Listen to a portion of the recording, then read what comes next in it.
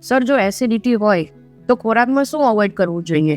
Acidity હોય તો main ખોરાકમાં આપણને બધાને ખબર છે કે તીખું મસાલાવાળું અવોઇડ કરવું જોઈએ. તો મેઇન 4 વસ્તુના મિશ્રણ એટલે ચીકાશવાળી વસ્તુ, ખાંડ, મીઠું અને મસાલા, જો આ 4 વસ્તુનું મિશ્રણ હોય કોઈ બી વસ્તુમાં તો એને અવોઇડ કરવું જોઈએ.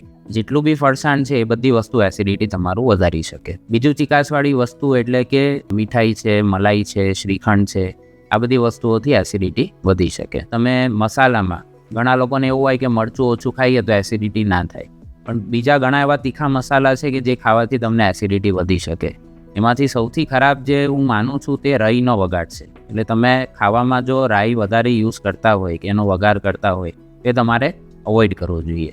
બીજું તજ, લવિંગ, આદુ, લસણ, મરી, ડુંગળી, આ બધી વસ્તુના બી જો તમે વઘાર કરો તો એનાથી તમને એસિડિટી વધી શકે.